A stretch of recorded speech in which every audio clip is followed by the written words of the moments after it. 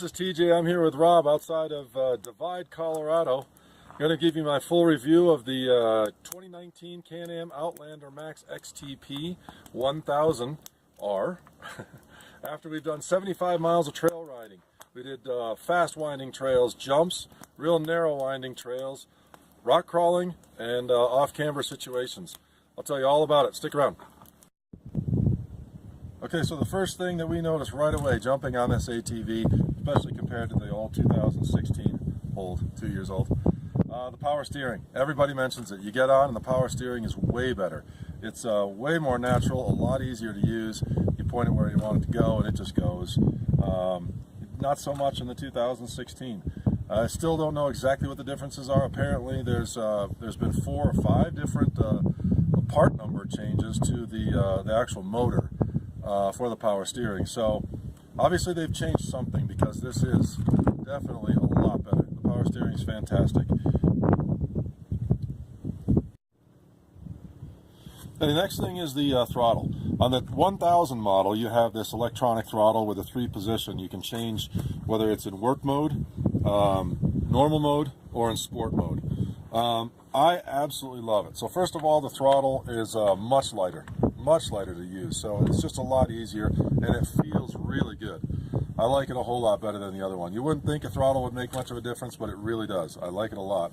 I love being able to go through the rock crawling, going to work mode. You don't, if you just bump it a little bit, it doesn't lunge you all over the place. It makes it real easy for the rock crawling, hardcore sections.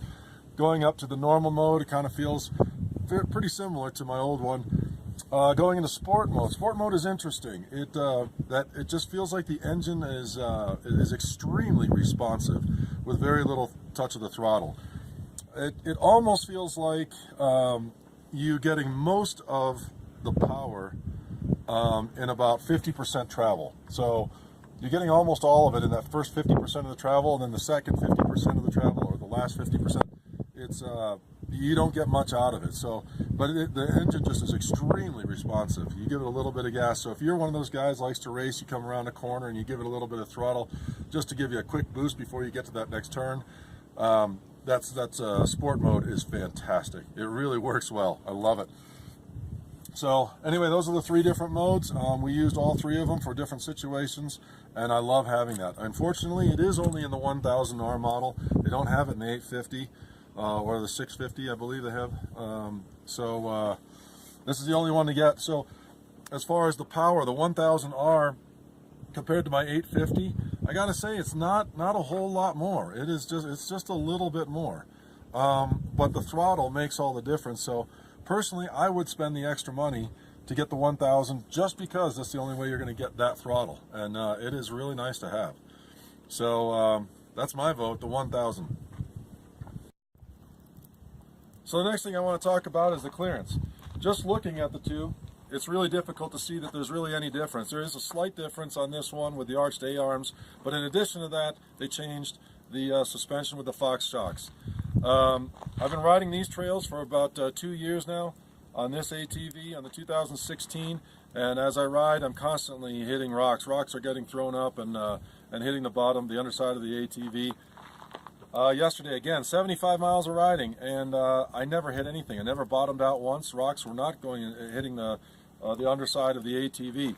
Again, doesn't look like it's much of a difference, but between the arched A-arms and the new suspension, it definitely made a difference. It was very clear.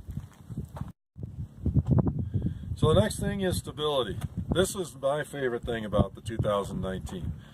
It's fantastic. So in this trail system, we had the opportunity to do really fast, windy, wide roads. Then we got onto some really narrow, windy trails. We've got video of all these. We did a little bit of jumping, did some rock crawling, and the stability is where this really shines. The first thing I notice is when especially braking and cornering, the nose doesn't dip down. On the 2016 with that suspension, when I brake and corner, that nose comes down really far and the back end comes up. That does not happen on the 2019 XTP model. It is absolutely fantastic. It takes the corners like you think it should. It's perfect. I love it. And like I said, it's the biggest change that I found in the ATV. In addition, it is 2 inches wider, so that stability helps a lot.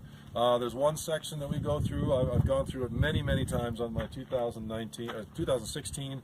It's an off-camber section that always scares me to death. On the 2016, we went through it yesterday, and it was like nothing.